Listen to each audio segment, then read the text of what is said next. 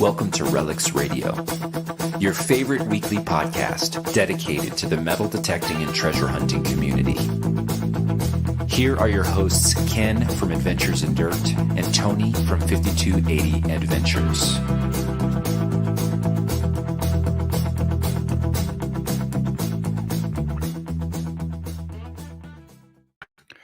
Hey everyone, welcome to Relics Radio. It's Wednesday night. I'm DK with Adventures in Dirt.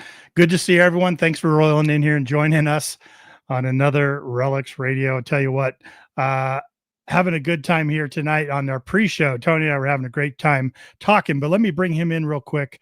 You guys know him as Mr.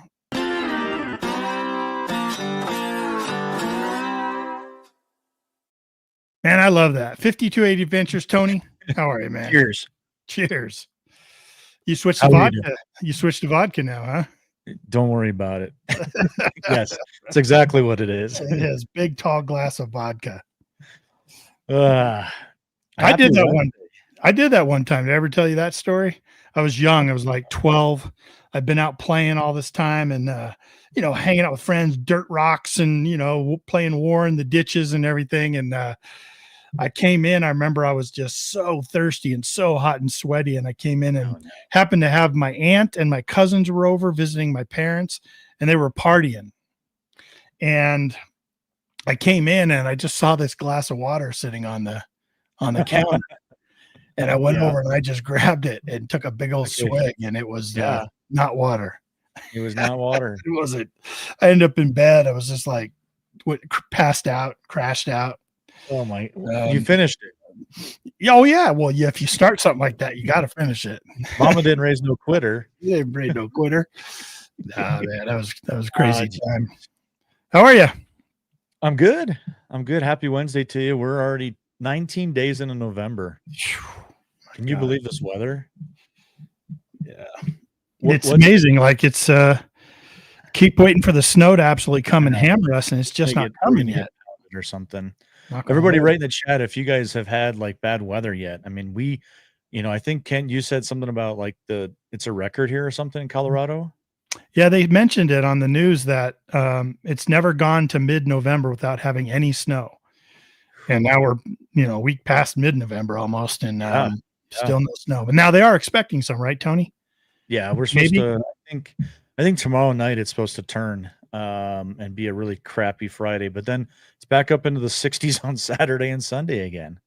Wow. So I don't know about that. Yeah, Relic Jedi says, "Hey, don't say that S word." I know we're gonna jinx it. I know. Yeah. Let's not talk about that. I wonder where everyone's at. Everyone, tell us where you're from. Go ahead and put that in the chat. That'd be great. Hey, had a good time Friday, man. I don't know how many in the chat came along and joined us on Friday last week. We were asked to come and be a guest over at Southern Relic Adventures live stream YouTube channel with Brian and Michael over there. Yep. Good Great time.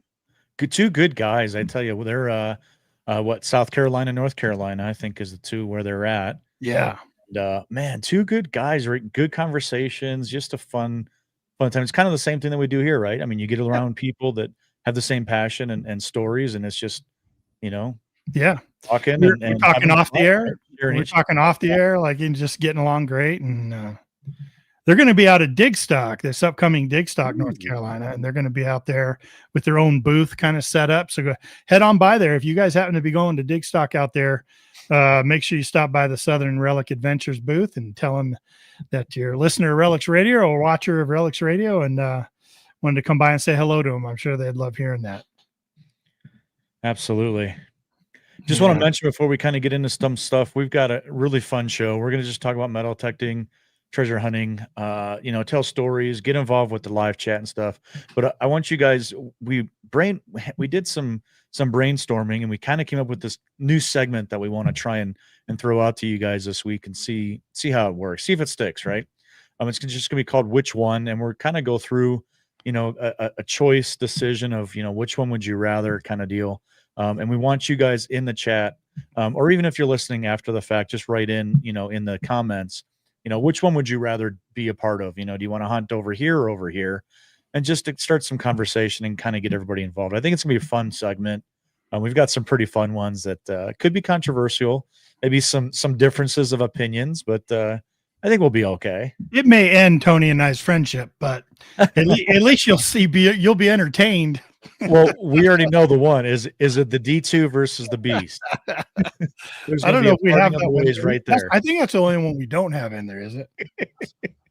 Right. We all know the answer to that one. Oh man. Here we go. It starts already. I know. We're just only a couple minutes in. No, Tony put together some great choices there, and it gives us all opportunity to talk about stuff that's relevant to our metal detecting community and hobby and stuff. Did I tell you how much I love Teresa the Treasure Hunter? Gosh, I just love that woman. Oh my gosh, it's so great. She just put the best answer in the and I don't like Nick so much, though. I just don't. Nick and I don't get along so well. But Bill Hayes, man, he is the best. Bill, you're the best person I think I've ever talked to. I tell you what. Here, watch the chat. If anybody's listening for the first time, I mean, it's a friendly thing that we have going on. There's no animosity on machines. We support all the different kinds of machines. We've used them. We review them. We talk about them, compare them. Right. It's just a fun little thing we got going on. So how fun would it be? How boring would it be if Tony and I used the same machine? You know what? I'll tell you, that's one of the questions. It is one of the questions, right? Yeah, I want to get to that one. Yeah, I definitely want to get to that one. Yeah, that's gonna be fun. Yeah, that's a big. Let's see who's in the chat real quick before let's get started and some stuff. So, hey, we had Bill Hayes, that guy you were just talking about in the great state of Ohio, Mr. Bill Hayes. Hello, Bill. What's up, Bill? And Mr. Craig Thompson, Brush Popper. Hey, Brush Popper. Craig, how are you, man? Good to see you. Yeah. Bob Rose, look at that popping in. He's been joining Bill. us pretty regularly. Yeah, Bob, it's good to see you. Absolutely. East Idaho Digger. Excellent. Says evening, everybody. You were just chatting about Idaho. Yeah. I had Mike reached out to me from Idaho. I've got the email pulled up over here, but Ken and I are always talking about how active we are on social media and how much just the community and the interaction, how much it really appeals and is important to us to kind of talk and help each other and those kind of different things. So Mike reaches out and says, "Hey guys, I watch your podcast all the time. I found this bullet. I'm not going to give any details about this bullet that he texted or emailed over to me. He says, I can't find it anywhere. I can't ID it, have no idea. And so, I downloaded the pictures and we've got a group chat that we've got going on with some good, really good detectorists in the United States. And I threw it into the group chat, and I don't know, 3 minutes, one of them pops up, says, hey, it's this. And so then I did a little bit further research and looked it all up. I'm like, yeah, sure as shit. It's absolutely that bullet. That's right. This carbine at this time. And so I sent all that info back over to Mike. And I just love having that connection, right? I mean, just out of the blue, just pops into my email. I'm like, oh, cool. And Mike was in Idaho, right? I think you said. And Mike, yeah. And that was the connection. Mike is in Idaho. I got you. So, yeah. So. Yeah, that's why I brought that up when you mentioned East Idaho Diggers. I was like, yeah, man, you were just talking about Idaho. So it was really neat to reply back to him, and he was all excited about the info. And now it's one of those things, like, when you and I both started, I know it was the same way. Like, you dug something up and you're like, I have no idea what number one, what is this? Number two, why is it in Colorado? How did it get out here? Right. And it's the same kind of thing now. So, I mean, this bullet has no relation to Idaho. Why is it in the West? To be honest with you, because it's from the 1860s, right? And so it's just really neat to then now he's got that information. So if he's making videos or he's taking other people out, he'd be like, "Oh yeah, that's the Maynard from the Maynard carbine." Yeah, it's a 50 caliber Maynard. So pretty cool. So I was like, Maynard, never heard of it. Right. I know. I was like, right? Never heard of Maynard carbine. I gotta look that up. I spent like 30 minutes after that, like looking up Maynard carbine. I watched a video on it, like a couple. There's different calibers. It's so cool, right? Now I know. I've never heard of it before. Nope. There's a lot of information out there we just don't know about. And if we all can help each other learn a little bit, not lose that history. So That's Yep. what's important. So That's that's true. my Idaho story. There we go. How about Teresa? Hi, Hello, Teresa. We mentioned earlier, Relic Jedi is joining us as well. Excellent. Welcome. How about this guy? This is a great name. Sniff It Out. I love that name, man. I think we saw him originally. Saw Sniff It Out over on Southern Relic Adventures, didn't we? Didn't we see that come up? I think so. I've seen a couple names here from that night they're all popping in. crossing So over. hey, thanks for coming over and joining us here. You're gonna have a good time tonight. We're gonna have some debates going on in the chat. So get your debating brains on, and we'll chat about some things.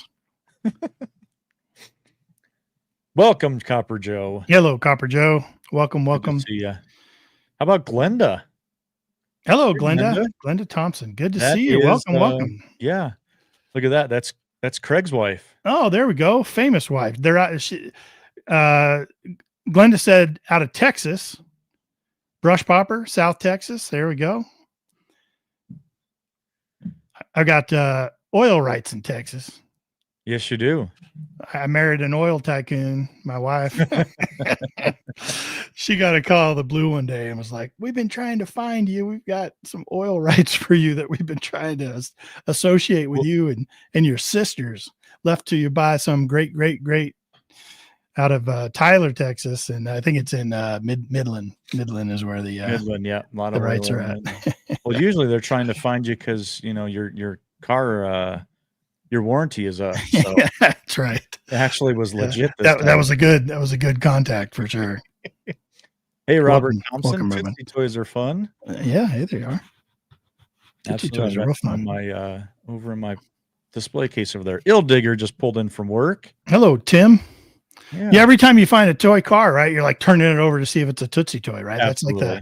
That's like the number one thing you do. So it is. Dave Cruikshank. Hello, Dave Cruikshank. Good to see you. Good to see you. Welcome. How about Beneath the Bluegrass out there in the Commonwealth of Kentucky? Hello, Commonwealth of Kentucky. That's right. Hi, Stuart. Good to see you. Yep. And got Larry. Cheers, Larry. Absolutely. Cheers. Oh, it's empty, but okay. Cheers. Let's see who else has joined us here at the bottom. We had Thin Blue Dickers. Hmm? Nick joined us over here. Hey, how about this guy? Remember we had mentioned him we have, on the Southern Relics. Ferris Grump. Another great name, man. Ferris Grump. Absolutely. I've been looking at all the people coming in. I asked them all to say where they're from. We got Central Nebraska, South Texas. We got coming in from all over Southwest Missouri, Eastern Pennsylvania, a bunch of people from Ohio, Yorktown, Indiana. Good to see you. Wisconsin, man, Southwest Pennsylvania. Welcome. Both Tony and I are in Colorado, in case you don't know. And man, welcome everyone from all over the place. You know, I got a stepson that just moved to Ohio, Tony. So there's nothing there in Ohio. I don't know. I don't know why he went there. He doesn't detect, so maybe that's why he went. Because that's what it is. If he detected, he wouldn't go there since there's nothing left. No, but so now I got a reason to go visit. I just want to make sure there's nothing left there. Yeah, I'll go there. Yeah, we'll have to go verify, make sure he's safe. You know, you always protect your kids. Yeah, got to always protect it. You got to do it. Strictly parental, no other reasons whatsoever. I read you got to do it somewhere. I want to mention real quick. We got a newcomer to the chat. Haven't seen this guy here. Tin Man. Hello, Tin Man. Yeah, is that some kind of code? Is that some kind of code statement? Tin Man? He just goes by Tin Man. This is my top secret G14 classified buddy that I've been meeting with and getting all kinds of information about detecting in Colorado. So, oh my gosh. Just want to, publicly, let him know that I am incredibly grateful for everything that he's doing for me, with me. And what's interesting, you and I have talked about this as well, is, there's just so much knowledge, and I don't want to call him an old timer, but he'll call himself an old timer. There's so much knowledge out there that, some of us newbies, we just have to put our ego aside a little bit and say, you know what, I don't know everything. I'm never going to be able to find everything, and Tin Man is like, hey, we hunted this in the 80s, I don't think anybody's been out there since. Why don't you and Ken go out there with your new machines? I'm sure there's still stuff out there, Yeah. And so I'm really anxious. I've got maps. Yeah. Like you cannot believe, and books and handwritten notes. And I'm just so grateful for Tin Man. And, have you created that war room yet we talked about? It's on the other side of the camera. Wait till you see it. Because I've heard little squabbles, little wisps of information regarding Tin Man, and I always thought, I'm glad to see Tin Man show up here, because I thought he was just some figment of Tony's imagination that he was bringing up. He is not. He's not. Yeah, okay, real. He's not. He's an incredible detectorist for almost as long as I've been alive. So excellent. Well, welcome to watch the show tonight. Thanks for coming on. Yep, absolutely. Well, let's get to arguing. You want to argue? We can argue. Let's go. I don't know. All right. So, like I said earlier, Ken and I we kind of brainstorm. Again, it wants to be more about the community and your guys' opinions, and we can all learn from each other and have different ideas about different things. So we kind of came up with this thing, and we're just going to call it Which One, and we're going to pose the question out here. Which one would you guys rather do or have or whatever? So please join us in the chat. Give us your opinions on which one you would rather, as well as, maybe back up your argument as to which one and why. And I think we're going to have a good time with it. I'll just leave it at that. So Coca-Cola.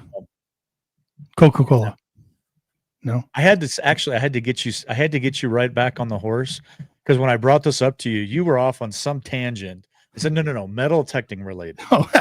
Not Coca-Cola, not Pepsi. That's a whole other conversation. This is metal detecting, treasure hunting related. There we go. So I'm going to throw up the first one. Let's, you know what? We'll just start with the first one that came to mind when I threw together this list. So here we go. So Ken, in terms of shovels, yes, which one, Excalibur or Gravedigger? Oh, that's a tough one. Excalibur for me right away. Reason being is I have one, so I'm familiar with it. I might have two. I think I might have two. Anyways, works great, does its job, perfect tool, made locally, great company. Haven't broken one. Yeah, Excalibur for me. I don't know. Shovel and digging tool. Shovel and digging tool is a very important tool in the arsenal of metal detectors. But what were you saying? I'm sorry. Oh, Key Day Kids in the chat there. He is. Perfect timing. Holy cow. No, man. That's my opinion. Pretty sure that's the way I'm leaning. All right. I haven't really had too much experience with Gravedigger other than watching you turn over logs with yours. Gravediggers are a huge, gigantic. So for me, I was introduced to Gravedigger pretty early on when I started digging. Excuse me, and just felt like the quality of it was, like you said, man. I can dig plugs for days. It's never twisted, bent, broken off, anything like that. So yeah, for me personally, it's Gravedigger. But I will preface the whole thing by saying it is heavier. It is a heavy tool that you got to lug around with you all over the place. And I know that I've picked up your Excalibur. Phenomenal shovel. Phenomenal. Yep. I mean, you honestly can't go wrong with either one of them, but we've got Excalibur on one side and Gravedigger on the other. So not even the same equipment, right? Yeah. You know what Excalibur goes great with? The D2. Goes just maybe great with the D2. Maybe that's what it is. Honestly, it's I could see that, right? It's kind of a finesse kind of thing. You've got the D2, Yeah. You've got the Excalibur, and then you kind of have the Beast, and you've Yeah. got the Gravedigger. I mean, that's what they go together. they all match together, right? Right. They That's do. Great. I haven't tried his new shovels, that break down. Like he's got these newer. I call them new shovels. I'm sure they've been out for quite a while now, but they actually break down, so you can travel with them and stuff. That's pretty cool, man.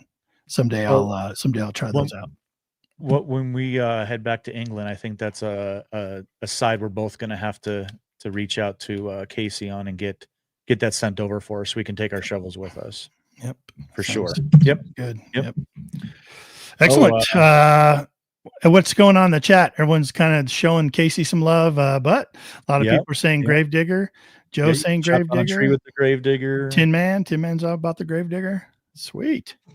Great shovel, man. You can't knock it. I mean, I guarantee you Casey wouldn't even knock it. Like, they have a great shovel. And that's all you need. Have you ever used any other shovels?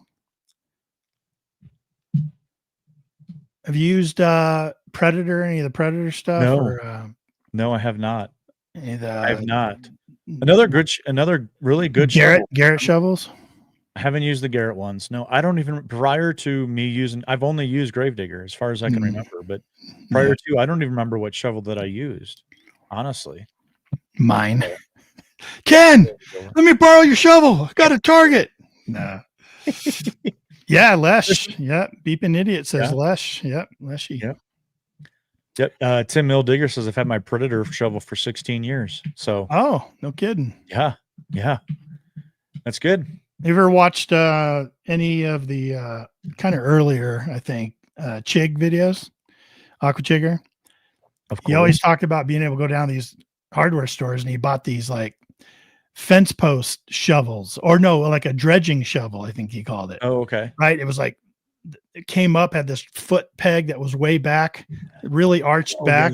Yeah. And he would just say how great that was. But of course, I think he was digging a lot of like softer ground and stuff.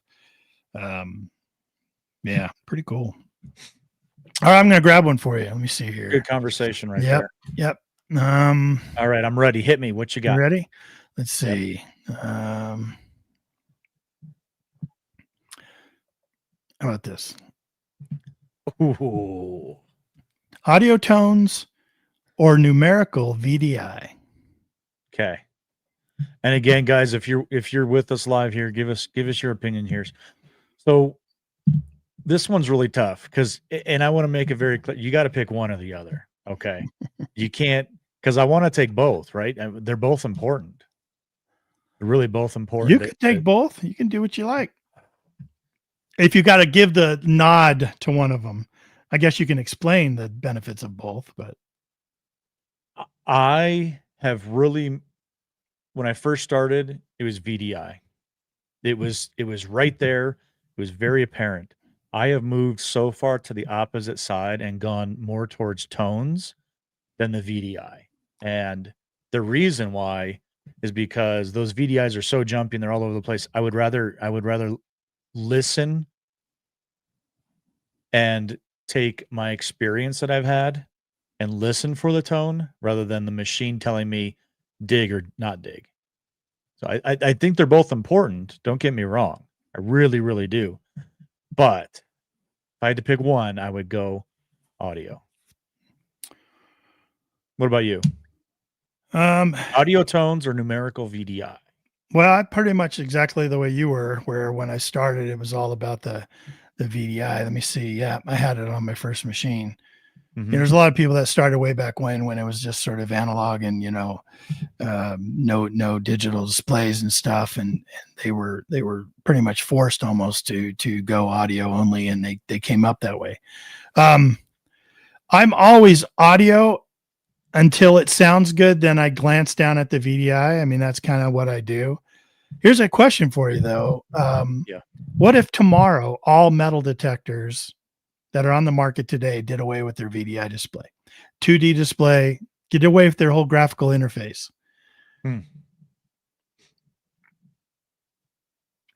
That's a good question. And I know that another one of our upcoming ones is also going to, I threw in there, I'm talking about tones.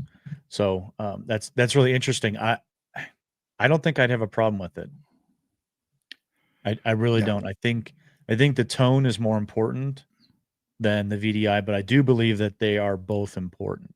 Yeah. So you can hear things with the tone that the VDI doesn't give you.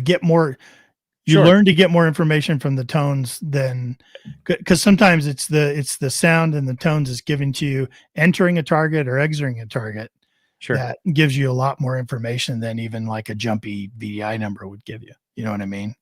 Right. Because you can, but the VDI numbers have some benefit too. I mean, you can, a lot of times trying to weed out crappy targets. Almost said it.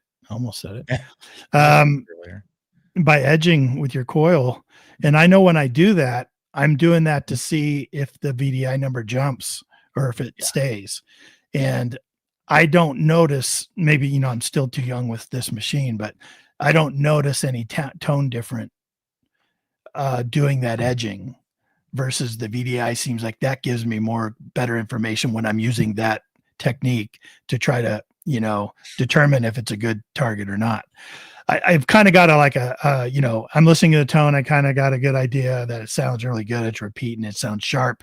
I look down, the numbers aren't moving. Okay. I'll edge it just to make sure it doesn't move off and then dig it. So it is that combination for sure. And definitely another addition to the tool that you can either choose to use or not. You know what I mean? Yeah, absolutely. Agreed. Yeah.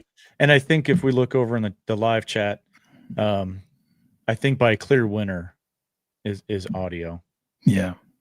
You had even mentioned if machines went away with the VDI completely. I know Tim says I wouldn't be buying a new detector if they went without the VDI, because I do believe they're important. But I think first everybody goes to tones, the audio, and then back it up and confirm or grab a little bit more information with the VDI numbers. So like Bob Rose said, faint tones with a high number. Yeah, buddy. Absolutely. Everyone likes that. All right, here's one for you. And I'm gonna start by saying let's break it up into machines and pinpointers. So you can have two answers here. Two answers, okay. So batteries or rechargeable? Which one? And you can start with either or, machine or pinpointer. Machine and pinpointer rechargeable. Yeah. Once I got onto that platform, I was so happy I did, and haven't looked back. Like I've never had any problems to where I've been like, oh man, I wish this wasn't rechargeable, or, oh, I wish this had an optional battery compartment. Maybe it's my experience and maybe I just haven't experienced it yet, but with my detecting where I go, what we do, I've never had that experience. It's always been, I've never ran out of battery power out there. Definitely have with batteries. I've gone out because it's hard to check your hard batteries, how much charge they got. And I've gone out there and been like, oh, next thing I'm going like, Tony, you got a 9-volt in your in your bag. But because with rechargeables, you can either machine or pinpointer, you can carry a solar charger, you can carry a USB bank, you can charge on the fly if you needed to. Yeah, sure. Yep. Rechargeable for both, huh? I say rechargeable for both. Yeah. All right. Over my shoulder here, I've got the AT Pro, AT Gold. Those are both batteries. That's what I started out with. And then I've got 3 rechargeables next to that.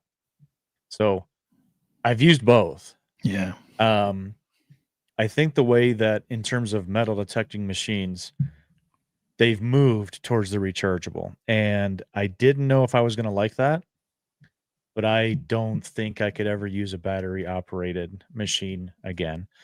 I think the charge lasts longer. I think it's stronger. It may not last longer than batteries, but I think that the charge is stronger. You start losing some power with the batteries, and I think it affects the machine a little bit. I think like the Manicore or the Triple Score or the Apex, those are the 3 rechargeable ones back there. they're strong and they use a lot of power, and I think that rechargeable is fantastic. Yeah. The downside is if you forget to charge it, you don't have it connected the night before correctly. What are you going to do? What are you talking about, man? What, no one would ever do that. I didn't say that happened in the room right now to somebody, but it could. And with batteries, then you will pop brand new ones in there and you're good to go. You don't have that downtime when you're needing to charge it. But I like the convenience of the rechargeable. Now for the pinpointer, I'm still stuck. It's tough because the battery operated pinpointer that I prefer is battery operated, but I prefer that pinpointer. So, I mean, am I comparing the performance of the pinpointer and it happens to be battery operated, or is it battery operated versus rechargeable? Again, I would lean towards rechargeable because I think it's really convenient. I love the power associated with it, but I love the carrot, and that's a 9-volt battery. They got to be coming out with one that's rechargeable soon. How can they not? How can they not? How can they not have that out yet? Because the carrot is one of the best pinpointers out there. I mean, there's just it's hands down. I've used all of them. I think I've used all of them. I have. I've used the F pulse. I've used the. Don't open up this. Don't open this up right here. All pinpointers are going to fall out. Brand new in the boxes for review videos and to compare and everything. I've got every pinpointer you can imagine. Absolutely love the carrot, but when I switched to the MI6 and got that instant wireless connectivity with my headphones and the machine and rechargeable, I just haven't looked back. Like it's it operates very similarly to the carrot in that the button's on the side, same sort of operation, and that's what I always liked about the carrot. And just the connectivity to my headphones has been just sort of a step up, in my opinion, in my world of detecting. And then I'd never look back. You know what I mean? So I agree with you. I absolutely agree. Performance wise, I've been stuck on the carrot, and that just happens to be 9-volt. So yeah. But I mean, in the chat, we're talking about the AccuPoint. Yeah. You and I both got the AccuPoint early. Yeah. We actually got demo ones. And great pinpointer. That's rechargeable. Yep. You talked about your MI6. Yep. And Nick had said I want my MindLab pinpointer to connect to my headphones. I agree. I had it with the Z-Link with the Garrett products, where it connected from the carrot over to the headphones and to the machine and stuff. The MI6 does. I think that's absolutely fantastic. I really wish MindLab had that, just like Nick said. Yeah. I wish that would be the case. And I'll tell you right now, if that happens to happen, if that comes out like that, I probably will be moving away from the carrot, because I do like that feature of connecting. Yeah. I mean, you'll try it, and as long as it's seamless and they've done it right, which I guarantee you MindLab would. They will. Yeah. You'll be like, I'm not looking back. It's great. I remember I used the Nocta macro pointer. I still have it around here somewhere. It had the big end on it. And the buttons were at the end of it, kind of on the end of the circle. Yep. Yeah. And I loved that one because it was one of the new pinpointers that I had bought when I started metal detecting. The first pinpointer, remember my first pinpointer I got? Was it? Oh, it was the Square Radio Shack one, wasn't it? Yeah, Square. It's not Radio Shack. No, what am I thinking? But it was Square, and it had the pinpointer coming out of it, right? Yeah, it was this Square old $20 piece of crap that broke after about 2 weeks, and I even bought a new part for it so that I could carry it with me, because I heard that it would go out a switch. And man. And then the first new pinpointer I bought was the macro pointer, and I loved it, but the speaker was right at the end of it. Mm-hmm. With the two on and off buttons and stuff.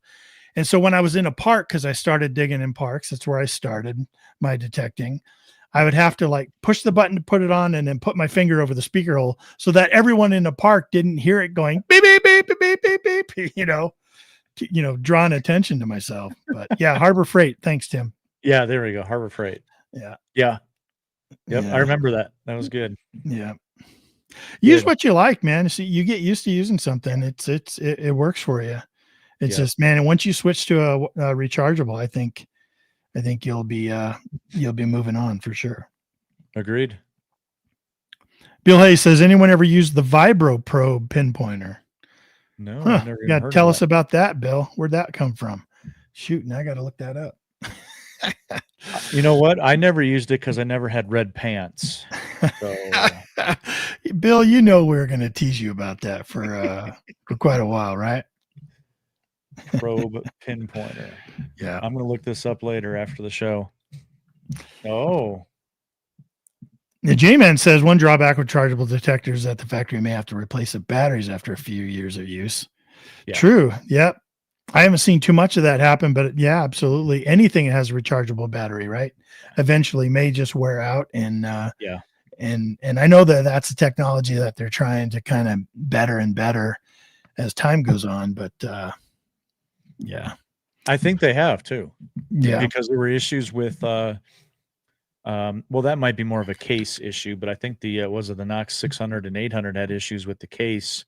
But I thought the battery was also the issue in those early Equinox. Yeah. So. Okay, I got one for you. Ready? Yep, I'm ready. Hit me. Yeah, and everyone in the chat, make sure you're throwing down what your thoughts are on this topic right here. Tight systematic grid, or free roam. Ooh. What are you going for there? Well, I can argue a case for both. The free roam is generally what I initially do when we're at a new site and we're looking for the site, because where we generally hunt is large fields. We've got these maps that have the black dots, but we have found that they're off sometimes by a half a mile where those dots are. Yeah. So we love those. We love them. Not like I'm standing on the dot. Why is it not right here? Right. So I think free roam until we find the site, and then I do a pretty good grid of a certain spot area, and then I get bored doing that, and then I go back to free roam around the whole site, and then I stop and get back into the grid, and generally it's even if you find something good, then I really narrow it down and get into that tight grid right around that spot where I found something that I thought was good. So if I can make a case for both, that's what I would say. Yeah, I agree. Tim said grid a small yard and roam a large field in England and New England. I was going to say in England, I got to tell you, because you could find anything of any age, I went back to a spot and I gridded north and south and east and west in this one spot, and it was probably almost an acre grid, and I spent the whole day back there. And that's the only spot that I hit, but I knew that I was on a really old spot. And so I really wanted to pick through as much as I could. So I think it's it's situational. Yeah. That's my opinion.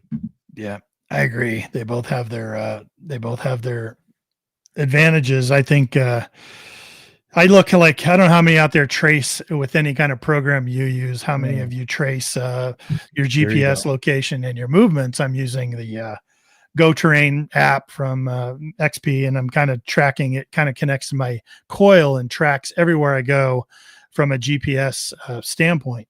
And so at the end, I can actually look at a map and see exactly where I went in free roaming in that field. And also I can take pictures of my find along that track and show you what I found along that place. And so you can see, look back, even let's say Tony and I leave and I can go back and refer to that field. We go back 3 months later. I can remember where the hot spots were. You know what I mean? And somebody else showed me their kind of roaming map app also in England. I think it was Buddy that had showed me. And It was funny because he showed me all these squiggly red lines all over the field. And then over here at this one spot, there was just all these dark red lines that just came together in this big dark spot. And he's like, can you guys guess where the gold coin was found in this field? Because then you just circle it, right? So that's the same thing. I think you and I free roam a lot to try to get on something and find it. And find the iron and then start tuning in from there. And then if we find a good target, well, if there's one, there's got to be more. And so then you start gridding off to, to find it. I think if you're looking for a ring or something like that, a lost ring for somebody, you got to grid. You have to grid that. I think that if you are hitting a beach and you're decided you're going to hit the cut, well, that's not really gridding as much, but you're staying in that cut. You're slowing down your swing speed. You're making sure you're overlapping your coils, so you get a pretty good cover of that cut. Because inches and angles, man, we say it here all the time on Relics Radio. Detecting is all about inches and angles. You can come right behind your buddy and find something. You can go a different angle, a different direction, and find something that they just walked over, or even maybe put their footprint in it. You know what I mean? So there's been stories of that. Stories of that here. Yeah, true. Yeah. What are people in the chat saying? Yeah, I think pretty much a lot of free roam till you find a hot spot, and then you're going to systematically grid it. I think Larry had probably the best one, and he said that he free roams systematically. So I think that covers both. Free roam systematically. Perfect. There you go. Right. Yeah. So I think we're on with the chat there. The chat's on with us. Yeah. So all right, I've got a good one here. I think we're gonna have some varied answers with. So I'm gonna kick this to you first. Tell me which one for you. Custom programs to tinker with or simple preset modes? Tell me what you guys think in the chat here too, please. I'm interested to see what everybody says. I think this is a good one. Yeah. So I think it's definitely important when you get a new machine or you haven't had, much time on a machine to go with the simple preset modes, especially if it's a quality machine and you've read and you've seen, you've talked to other people, and those simple preset modes are adequate and capable. There's nothing wrong. We're going to say the D word here today, but there's nothing wrong with a lot of those pre-manufactured DS2 preset programs. Nothing wrong with them at all. General program is a great program. It's the very first program that comes up. Deep HC is great. There's all kinds of other ones on there that are just great. Custom programs to tinker with. Well, I'm glad that I have a machine that I can do that. Yeah. If I need to. Some machines don't. You get what you got. I think that I was probably a little premature in tinkering with the custom programs because I could have probably spent years more in the preset modes and the preset programs, but I'm glad I did start tinkering around with some of those programs. Everyone's soil's different. Everyone's detecting is different. What they're looking for is different. Swing speed is different for your own personal, what you like to do.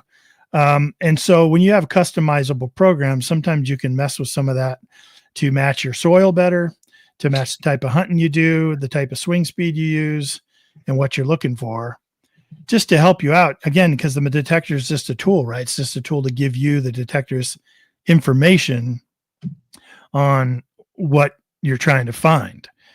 And if the preset modes are doing great for you, go with those preset modes. There's nothing wrong with them. But if you can tweak and try it and you're like, oh, that just confused me more. Oh, like, I know the, what was it? F70 or the Patriot, or had some customizable settings that you could turn up and down, and you'd be like, oh man, it's already a noisy machine and that just made it more noisy. And I don't like that. So, okay, I'm going to back that off. I'm going back just to the preset, modes. And, but yeah, I think again, man, we're going to say this a lot. I think they both have their pluses and minuses. That's right. Yeah. What do you think?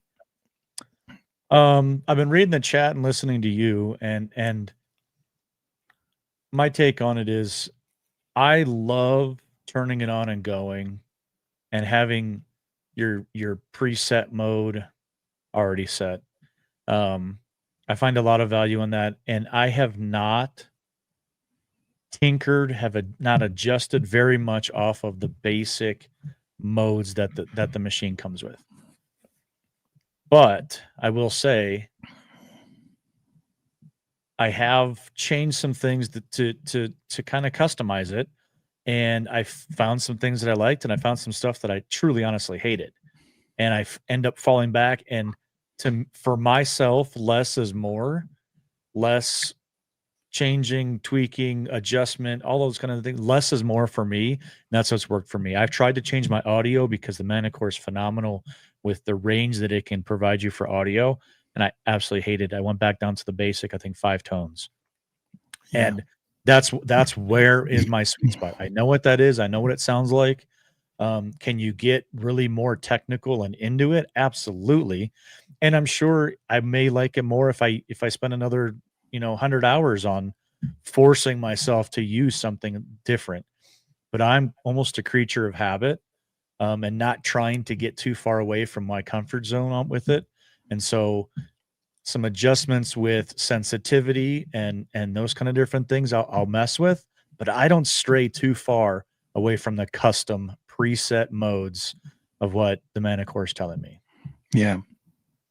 So, but to each their own. I mean, I 100% believe in it because I've seen you use custom programs and you kill it. I like what I like and what I know, and I try not to be unsettled because I'm always worried I'm going to freaking miss something. Yeah. If I try too hard, if I try to do this to the machine, or I feel like I'm going to miss something, and I fall back to where I'm the most comfortable. Yeah. And that's not always a good thing for me. Right. The Deus has so many stock programs automatically out of the gate with it. Yeah. And they all have different tone options. They all have all kinds of different things. Iron audio, the whole thing. And you just gotta keep, play with all of them. If you just got a Deus 2 in your hand for the first time, I say just go out to where you normally detect, play with all of them and see what sounds and makes more sense to you. Because some are going to be like, oh my gosh, that completely makes sense to me. And others are going to be like, that's just too friggin' confusing. You know what I mean? Like that's just those sounds, those tones. It's not who I am. You know what I mean? And, I know that sounds silly because a machine is a machine, but when you have all this individuality of how you can set your machine up, you have so many options, and it's great to have a machine that can do that. I love the custom programs I've created. Mm-hmm. I will still go back to general when we're on a new land, right, and hear what that's sounding like. I will go to Deep HC and see what that's sounding like, but I'll usually switch over to my custom X-ray program that I created, and also another one from Gary that I have in there, and those are right next to each other. So, and when you turn on your machine, it's automatically right back at that custom program. Like it saves the custom programs, which is really convenient because then you don't have to mess with everything. There was older machines that you could put custom programs in, but it would reset every time and you'd have to go through and change all your settings real quick. But yeah, I love those two custom programs because I use one as a more on off thing because I know it's not going to miss anything, but it's not fine tuned enough that I would always just trust that to tell me it's a great target or not. And then with one push of the left arrow button, I go to my X-ray program that really tells me what it is and whether I want to dig it or not. You know what I mean? Yeah. So I will say, I'm going to go back and revise my answer. There is something about going to a site that you've pounded and changing things up, and new things will appear because the machine is telling you something different if you do change those programs. So in terms of that, I could see more tinkering rather than just a preset run the whole time, because things change, and your machine changes as well of how it's reading all the targets and all that kind of stuff. So there is, to me, in my opinion, some value then in also doing some heavy tinkering when you go back to a site that you've absolutely pounded before. Yeah, with the same machine. Yeah. Because we're lucky now that we can personalize these machines like no other now. It's insane. It's not one machine that's out the door with all the things that you can adjust on it. It's such a personalized machine, and the guy next to you, in addition to the inches and angles, might have something a little bit different. I remember when we hunted with Jeff Lubert Yeah. And he went to single frequency 40 kilohertz. Yeah. And all of a sudden, on a site that we had pounded, Yeah, we were done with. He's pulling little things out that we didn't. I mean, screaming targets that were tiny. Yeah. And it was like, wow, okay, that changed. And we asked him right away, "What are you doing, Jeff?" I just went to single frequency. Like, oh my gosh, that didn't even cross my mind to do that. Right. Right. So tinkering has its place for sure. It does. It does. All right, let me put one up for you. Let me see. Well, real quick in the chat, everybody was pretty much, starting out kind of basic, but doing some tinkering, tweaking. I think is the key word that a lot of people used was tweaking. All metal finds, all metal with factory settings, and then tweak them. Yeah, I saw a lot of that. A lot of start with factory settings and then exactly there. Yeah, a good place to start because the machine is already a fantastic machine. And then, like you said, change it to your conditions, to your hunting style, to what you're looking for, and just tweak it enough to do what's best for you. Yeah, love those answers out there in the chat. Great job tonight, guys. I love the interaction. This is really fun. It is. Here's one for you, though. What do you think about this one? All right. If you had to pick Civil War relics or colonial. Oh, that's rough. You have to pick one. You have to pick one. You got to explain why you're picking it. And don't say the wrong thing. No stress here. No pressure. I'm going to say colonial. And the reason I'm going to say colonial over Civil War is only because of age. I would love to find old stuff. You and I both have really tried to go back as far as we can with Colorado, and there's a wall there. And we've gone to England and where you can dig stuff that's thousands of years old, and it's absolutely incredible to be able to hold something of old age. And if out of those two, only because of age, I would say colonial. I have probably more of an interest in Civil War, but something super old that's 300 years old. My gosh, there's just something about holding that strictly due to age. How's that? I like it. Yeah. I follow along the same line. I think age is very attractive to me. I love it. If we see how far back we can get, probably because we're pretty, like you said, we're pretty starved for it here in Colorado, right? Like we get back into the 1850s and anything, and it's like hitting a 1600 site for the people that are back east or something, hitting something that's really early, So we're into history, right? So when you're searching for history, you want to find history, and sometimes the older history is pretty cool. But then you also have the history that had a lot of impact. You got Revolutionary War, which was so impactful for our country, but then you also have Civil War, which was a big impact and important time in our country's history. And I know a lot of people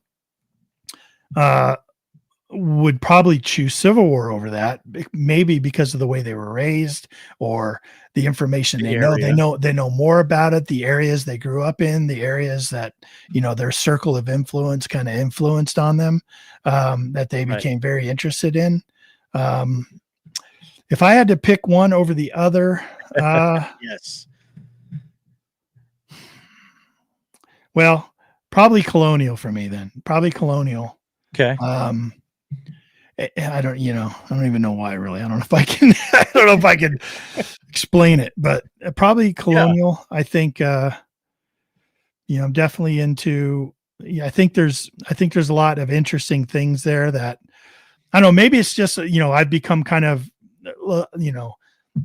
3% familiar with Civil War, some Civil War artifacts from all my exposure to all the metal detecting videos I've watched doing the weekly dirt and all that stuff, seeing what items are found a lot, commonly found. And then colonial just seems like there's still a lot more unique items being found that are just really interesting,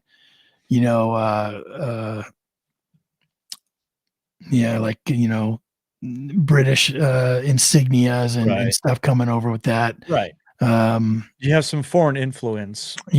Because of that era. Right.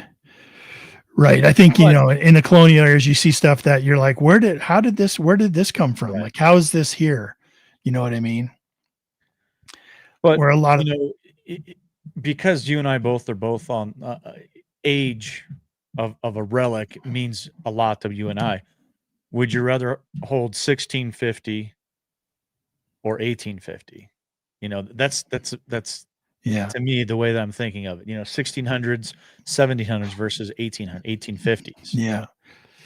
And we do get to sometimes touch very close to that 1850s, 1860s. Right. But to have the opportunity to hit 1700s, that is more attractive to myself personally because it's older. Yeah. So it's been there longer. Not to say one is more historically better than the other. No. That's not what we're saying. No. But so strictly just on an age is my attractiveness is because it's older. Yeah. Yeah. Yeah, I agree. I was looking through the I was looking through the chat, and it's a pretty good mix. It's a pretty good mix. I was reading through here, like Danny buttons and stuff, and then the whole Civil War thing. Like, oh, don't get me wrong. Like, if I ever found a plate, I'd be okay with that. Yeah, I wouldn't throw it back. I'd be okay with that. Yeah. But it's a good question. You know what I mean? Yeah, I like that one. And I honestly looking over it, it's a mix in the chat. Some people are saying Civil War is way to go. Other people are saying George Washington. I mean, GW buttons. Yeah. Right. Yeah. So. Yeah. So Larry says, what would you call a button from 1810 to 1820? Because I found one Sunday, his oldest ever. A darned good find. That's what I'd call that. I call that a relic. I mean, a display case relic for myself there. Yep. That's I've studied a lot about that because there's a lot talking about colonial. There's a lot talking about Civil War, but there's actually a war in between there, the War of 1812, right between that 1810 and 20. And I've done a lot of studying because I did not learn a lot about that in history in school. And it's amazing to read about that and listen and hear stories of the War of 1812 because we know so much about colonial and establishment. There you go. Oh, let's get you up there if we can. Whoops. Stand by.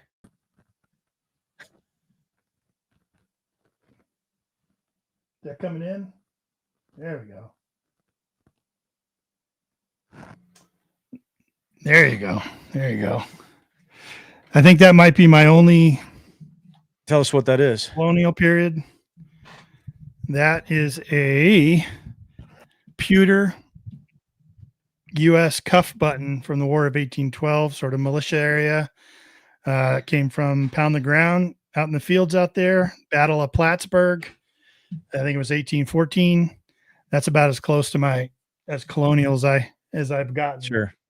But I mean, you find something like that, and then it caused me to kind of read why that was there and what was going on. I mean, there's a great story about that battle that I just love, absolutely love.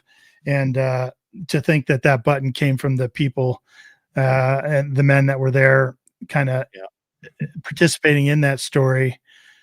Pretty cool, man. Pretty cool. So it's incredible. Yeah. I remember I found it was right next to Kurt from the Hoover Boys. And I was like, Kurt, what is this? He's like, I have no idea. I go, me neither, man. I'm from Colorado. I have no idea what this was. But there was people from the Historical Society on site there. And I took it to them and they told me what it was. And it was, I was blown away. Couldn't believe it. So it's an incredible find. Yeah. Obviously display worthy, just like Larry's 1810, 1820s button. There you go. Love it. All right. You want to move on to another one? We're sure. Hour here. Yeah, we're good. No hard ones though, okay? Give me an easy hard one. Yeah. I'm not doing that. Coca-Cola. No. There was one that I found. Oh, here we go. This one's interesting. because I don't know which direction it's going to go. Which one would you rather hunt with a partner using the same brand detector or a different brand? Have we ever hunted with the same detector? I don't think you and I ever have. We've always had different detectors. We've never had the same detector. Yeah. We've hunted with people with the same detectors. I know. Sure. Beth, well, she didn't have the same brand. And I guess that's what the question is. Same brand detector. Yeah. Let's go with that. Let's even go more broad. So the same brand detector. Yeah. So 2 Mind Labs, 2 Deus XPs, two Garrett's. I guess I don't see any advantage to digging with the same, but I do see some benefit from digging with different. You know what I mean? How many times have you and I been in the field and you're like, "Ooh, that sounds good," and I'll come over not to only see you uncover it, but I want to run my detector over it to see what it sounds like, see what you think. And we've both done this before. Hey, Ken, come over here. Let me know what you think of this. And I'll come over and I'll be like, bump, bump, bump. I'll be like, oh, it's a piece of crap or whatever. I'll be like, it's that. And you're like, man, it sounded good. Or you'll come over. I'll go, hey, what does yours sound like that? And you'll come over and you go, iron, big iron. And you'll just turn and walk away. And I'll be like, man, I don't know. I don't know. Yeah. Right. I don't know. I'm going to check this one out. Yeah. Big iron. Damn it. Yeah. But you and I have had a lot of fun with it because it is interesting to see. It is, because you have different tech on your detector than I have. I don't have that 2D screen and some stuff. So you can come over and be like, and I'll look over your shoulder and see it. I'm like, oh man, that's really cool. It does sound good, doesn't it? Yeah. You got to dig that one. I think that's what I think. I think if it happens to happen, like Relic Jedi said, a good partner is more important than detector's brand. You're right. And I think that is more important, of course, but I don't see any advantage really to having the same brand, 2 Garrett's, 2 Mind Labs, 2 this and that. Unless you're thinking of buying the one the other one has, of course, then it's good to have that detector on hand so you can try it out. But I think you and I use the fact that they're different to our advantage a lot of times, and it adds to our experience. Agreed. I would absolutely, without a doubt, saying that I feel that there's a more of an advantage of having different brands. Yeah. That one time you came over and I was like, dude, swing your Manicore over this. Let me know what you think. And you're like, I can't even hear it, dude. There's nothing there. Absolutely. And I dig it and it's only an inch down. And I'm like, Tony, it's only an inch down, man. You got to do something with that. You were up to your elbows digging that hole. I was trying to. No, absolutely. We've had many times where I can't hear it. You can't hear it. We've got different opinions about the same target at the same spot. And that has to do with how it's set up. It goes back to, what we're talking about, tones, VD versus VDI. If you've got more discrimination, if you've got, more sensitivity, like all those different things. And I absolutely feel that different machines will give you different information, how each one has it set up. So I love hunting with a different brand machine than I have. Because to me, it's all about finding it. It doesn't matter who finds it, but it needs to be found. And if you and I can double up on it, then I'm way happy with that. Because I feel like we've actually done a really good job because we've had an XP over it. We've had a Manicore over it. And I really feel like we do a pretty good job with that. So my opinion, I would not want to have the same brand detector. So I did just see, did see a good comment that came in though. Metal Sharks, J-Man said, same brand can it be helpful when learning a new machine? You can compare notes as you learn together. Sure. You both get, you both get same detector. You're like, hey man, I'm having trouble with this. Your buddy comes over. Oh, I discovered that last week. Let me show you how to do that. Tony and I were in England. He didn't help me at all when I was like, man, these headphones aren't working. I don't know what's going on. And he's like, can't help you. Swinging the Mind Lab. Can't help you. And I'm like, darn, I don't know what to do now. Can't figure out what my headphones are doing.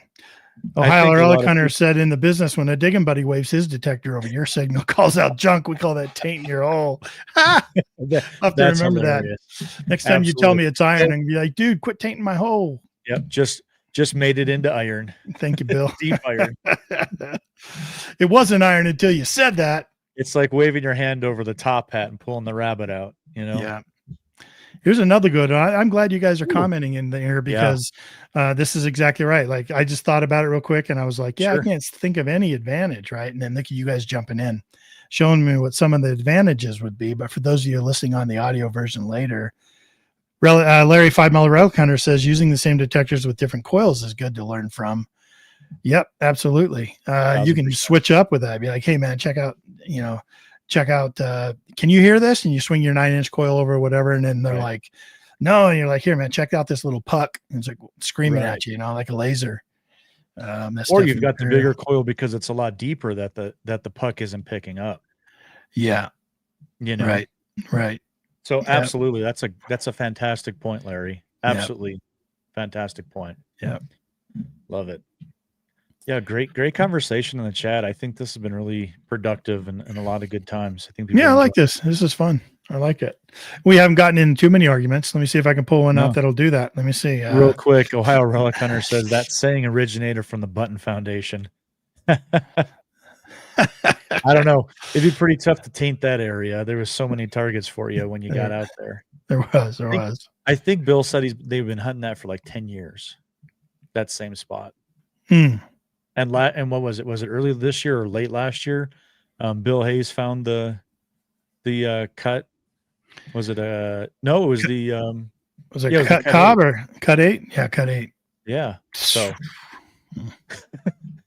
10 years later, 11 years later. Been since 2014. So yeah, that's funny. All right. So this question could go either way. It could be, you can interpret it a couple different ways. You may have done one, you may not have done the other, but if you had to choose, hey, Tony, come with me tomorrow, man. We're going. Which one you saying yes to? Which one you saying no to? I know it was you. You'd be like, yeah, let's go. No matter what. Let's go. To me, it's a real easier answer than the other any of our other topics have been so far. Let me read it real quick. Bottle digging or magnet fishing. Okay.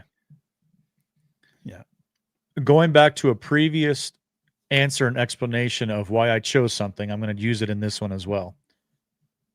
I would choose bottle digging over magnet fishing because I feel like I could find older stuff bottle digging than magnet fishing. Yeah. I want to find the old stuff. Yeah. Magnet fishing is a, obviously it's a crapshoot. I mean, you can come up with the freaking gun that was used in a commission of a crime. That would be absolutely incredible. I mean, I would love to be able to do that and have to call the cops and help them solve a cold case or a cold murder. I mean, that would be absolutely incredible. But I love history. Yeah. And sorry, police officer, I'd much rather go digging in the dirt and looking for old bottles. Yeah. So old bottles for me. Yeah. I think for me too. People always ask me, like, even like some of my, you go along and you meet people in your life and they somehow find out you're into metal detecting and they're like, oh, I was watching videos. Have you ever gone magnet fishing? Because it's become so popular on YouTube and different social media. But and I thought, would I ever want to try that? And I don't think I would. I just don't think I would. I mean, if somebody wanted to take me, I'd go and I'd enjoy it. I'd have fun and stuff. But again, for those of you that have ever watched my weekly dirt show, I've watched over my last 10 years, amazing amount of videos, just an incredibly amazing amount of videos. So I have a lot of that experience. And, I've watched a lot of magnet fishing videos to see if I could find some interesting stuff to put into the weekly dirt. And just haven't seen too many really, really interesting items coming up on magnet fishing that were truly inspiring as it would to pull even the simplest bottle up with embossing on it that you can then go research and find out who Mr. Johnson's, star bottom embossed, sarsaparilla was made and where it was made and how old it is. And, to me that seems a lot more intriguing and enticing. And I think you got a lot of, I'm very opinionated about this, but I think you get a lot of people in the magnet fishing arena on social media that are really stretching to try to make it exciting. You know what I mean? And Sure. maybe they step over the line sometimes and plant stuff and because they truly have to find a way to make it exciting, and they're just not getting there with what they're truly finding. Even though you got people like, Quarter Hoarder that always told me, and I've told this on the show before, Ken, it's not about what you find, but make what you find exciting, make what you find interesting. Yeah. And you can do that. And that's what he's so masterful of. And it's something I still have yet to learn how to do, but bottle digging for sure. We don't do it often enough. I'll tell you that. I would do it a lot more if we were able to find more spots. I really do enjoy it when we have gone. I really do enjoy it a lot. What we've never done, and I've been wanting to talk to you about this. Yeah. Next time we're looking for something to go do, maybe we don't have the permissions lined up or anything like that. I have that standing permission out there off the freeway. Uh-huh. There's that old outhouse sitting there. Oh, we got to dig the privy. We got to tip that thing over and dig the privy up. Like the property's not going anywhere. It's not, I don't think that would be a big deal to anybody. It's privately owned from, to be developed, about ready to be developed. It's been to be developed for years. I've had the permission for years. We've been out there numerous times, but that's one place that we do have permission at that we've never gone out there and poked down a probe into that. Yeah, I'm up for it. Yeah. Well, shoot, honestly, we at my work, we know that one of those holes out there is a privy. We just got to figure out which one it is. There's indentations, like 5 of them. One of them has to be. Obviously, it's been dug up and settled over last 100 and some years. Yeah. One of those has to be a privy. I mean, we found dump sites. We found, the barn. We found what we think is the house. One of them is a privy. We can go out there and dig a freaking hole out there too. We just got to figure out which one it is. There you go. I will do it. Keep that frame of mind. We got to remember, we got 2 opportunities now for places that we actually have permission to go. Absolutely. We just gotta go out there sometime. Listening last week, not last week, but the last podcast we did here, listening to John's recount of finding that gold coin in the wooden slats of the privy.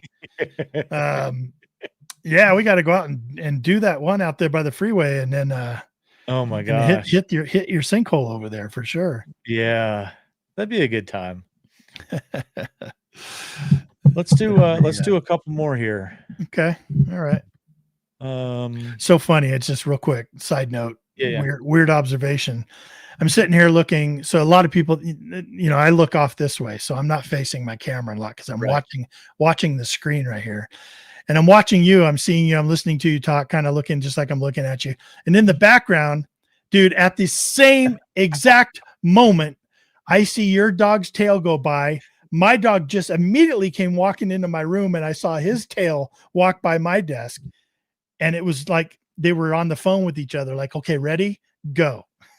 That was pretty. I did see her tail. It was tripping behind my chair. She came up and she checks on me when we do the podcast. She comes up and checks, and then the second that I get off, she's right there. She just knows. And then we go and we play and we have a good time. It's just our Wednesday thing. She checks up on me. She's over here lurking, just kind of being a part of the show, but off in the distance. And yeah, it's pretty funny.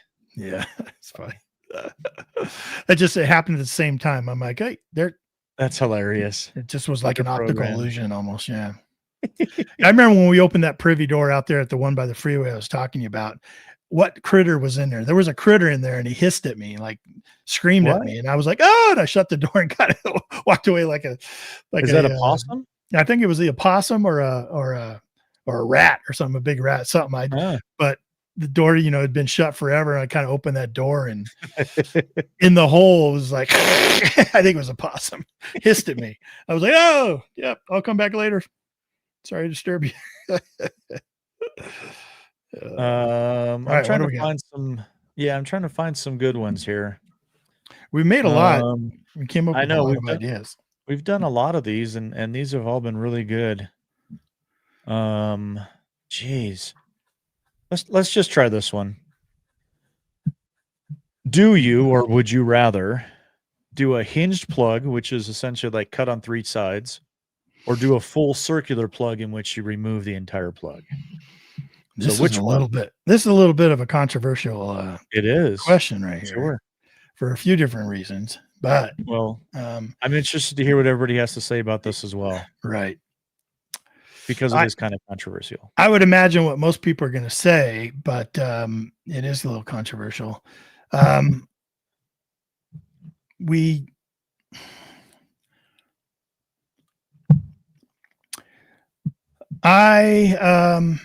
on where you're digging, right? Depends on where you're digging. Absolutely. We've all been taught that you dig a hinged plug if you're in somebody's yard, try and keep that connection together, the root system, and replace it carefully and all that stuff. And circular plug is great when you're in the middle of a field. I love the fact that we detect where we detect, because we can absolutely open that ground up. You should see some of the holes we can dig, man. We just unload, get in there, man, get in there. And then, we replace it. Of course, you don't want a lot of you don't want livestock falling and putting their foot in a hole and stuff. So I love the fact that we hunt where we hunt for that reason, because you can just get in and get out. Yep. And dig another hole, just get onto something else. You don't have to take your time and kind of make sure it's all fully manicured. But the controversy is, I've talked to numerous people in my club and online, and there's a lot of controversy surrounding God, I hope I don't get in trouble for this, but that the hinge plug really doesn't do what a hinge plug is supposed to do. That as soon as you open any plug, especially if you're in dry dirt or dry conditions, you're going to have a dead grass circle. You're going to have it. The secret is to having the moist soil, from what I've heard, that if you got moist soil, then having a hinge plug definitely works great. If you don't have moist soil, then a hinge plug isn't going to help you at all. No matter what you do at that point, you're going to have a dead circle of grass, which is why a lot of people will recommend, when you're doing homes, not only do you use a towel for removing the dirt and putting it on top. Yes, you can do a hinged plug, but always carry some additional water with you so you can actually water the hole after you replace the plug. I've heard all those things. I've been trying to rope together my guy who's a sort of botanist, and he's into all kinds of landscaping stuff, to kind of ask him more in-depth information about that, just so I can educate myself more, because the fact that it's controversy means you have two sides of the coin, right? You have two different opinions and people with different levels of education about it. And so who do you believe? And I don't know, what's your take on it? I'm with you 100%. And I believe everybody in the chat is on the same exact side. If you're in a nice grass, manicured lawn, do a hinge plug. I mean, if we have to choose between the two. Yeah, sure. Hinge plug for that. If you're in a field, dig that full circular plug, pop it out, replace the soil back in it, the dirt, and move on. And I, again, would also say the same as you.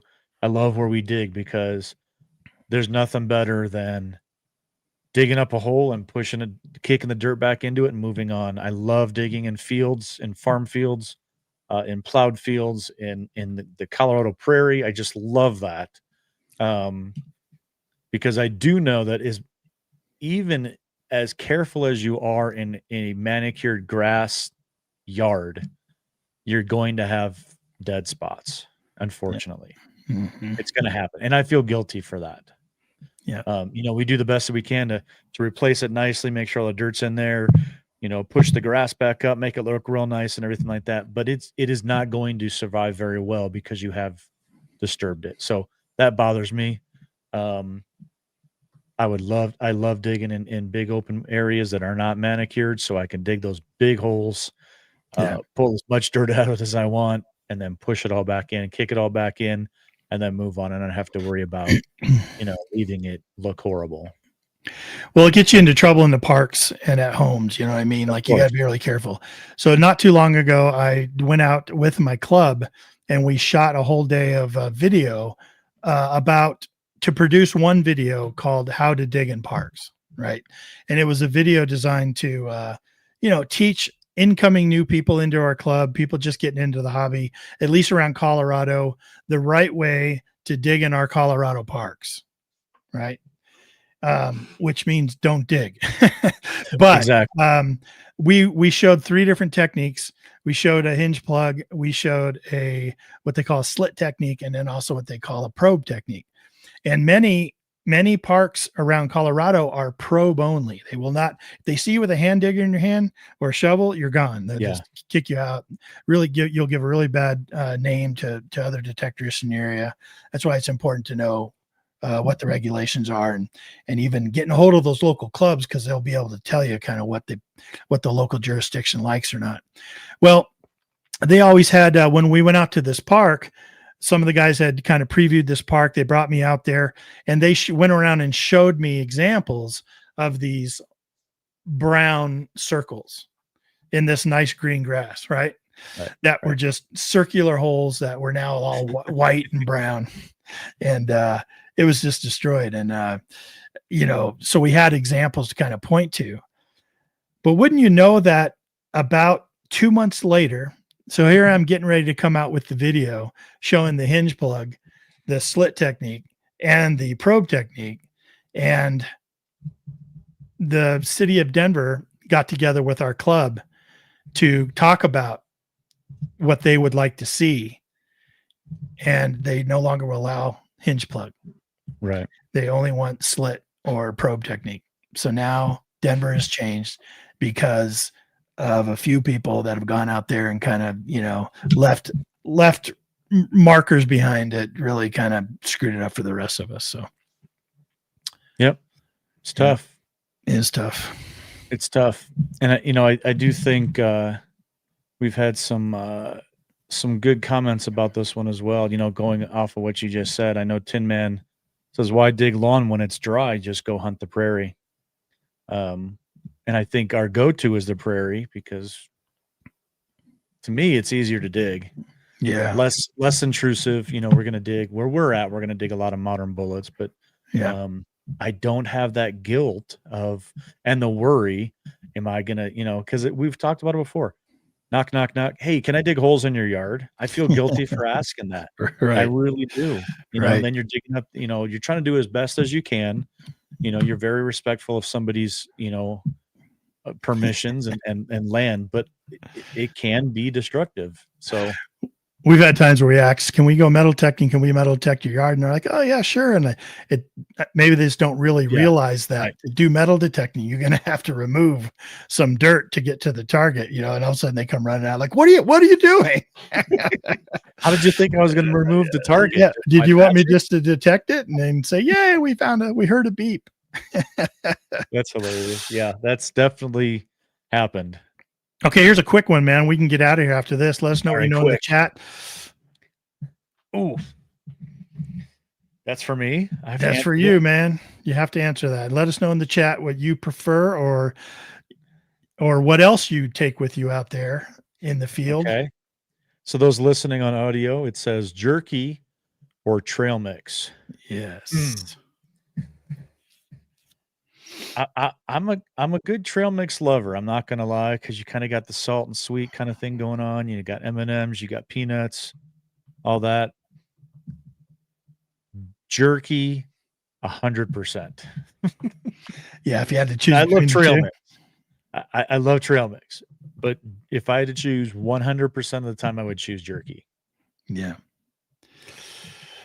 Me too. And I love making homemade jerky. I know you love making homemade jerky. What was the jerky you gave me? I was going to say, and if you can get your hands on some snow goose jerky, go with that. Guys, if you're squinching your nose up right now, I am telling you, I kind of was thinking, what's this going to be like? I love jerky, but snow goose jerky? Oh my gosh. Is it good? It was amazing.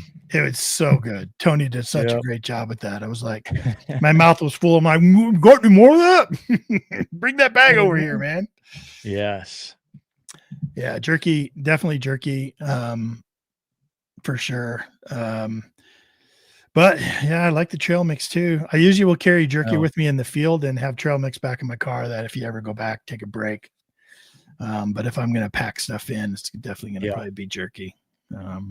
If we look at the chat, I think it's pretty straight down the road. There's a couple people that trailed off here, but ORH says homemade smoked jerky. He doesn't smoke anything. Come on. I know. You've never seen him smoke anything on Facebook. I think you better send me some just to prove it. I'll give you my address, Bill. Rockpick says jerky. Robert Thompson says jerky. Then there's the outlier, Mr. Bill Hayes. Oh gosh. Gotta always be different. Gotta always be different, Bill. Right. Hill Digger says jerky. Robert Thompson says jerky doesn't melt into a blob. That's a good point. Relic Jedi said jerky. Lex says jerky. Tin Man, jerky tastes great and less filling. There you go. Bob Rose's jerky. Yep. Love it. Yep. Love the conversations here tonight. Yeah, it's been fun. It's been a lot of fun. Thanks everyone for joining in and joining along with us on that. Yeah, shoot us an email, man. Shoot us an email if you have any of these. What would you rather do, or this or that, or what'd you call it? Which one? Which one? Which one? Yeah. But send them over to us. You got some ideas. We've got a whole other. We didn't even get to most of them. We got a lot left, and we'll do this. We'll definitely do this again. But yeah. What do you got going on? You got going on? What's that? It was a good time. I enjoyed it, and I think a lot of people are saying the same thing. So appreciate all of the listeners here live, giving us your input and participating with us today on the podcast. Appreciate it an absolute ton. If you want to know what I'm up to, just head over to social media, 5280 Adventures, and come visit with me. Like I said earlier, we started off the show, Mike from Idaho reached out to me this week by email asking some questions, and I just absolutely loved it. It's made my whole day just being able to hear from somebody, talk about some finds, and solve some questions for people. So, shoot me over an email, message me, do whatever. 5280 Adventures, and that's all I got. Cool. Good show tonight, Ken. Thanks. Good show, man. Yeah, it was fun. Oh man, it's always good when you kind of chat with your buddy about different stuff that maybe you didn't really ever really chatted about. A lot of these were like that too. But if you can see, if you paid attention to what Tony and I were talking about in the chat and stuff, there's a lot of commonality between a lot of us as far as what the choices we would make on certain things. But you know what I mean? To each their own. Like it's just a choice. It is what it is. It's a choice. But appreciate y'all coming along with us here Wednesday night at Relics Radio. I hope you all wish you all the best. If you can still get out, if it's not too cold, not too frozen, I wish you all the best getting out there, finding that good stuff, finding those relics. I say every week, make sure you let us know about it. Tell us about it. Let us know what you found. I know I get emails from you telling me, showing me what you found. I appreciate you sending those to me. But have a good time out there. Be safe. Go find the good stuff. Tell us about it. We'll see you next week. You're going to have great guests on with us next week. Can't wait to introduce you to them, and have yourself a great weekend. We'll see you. Thank you so much for listening to Relics Radio. We will see you back here next week for another exciting guest. Until then, get out and dig it all.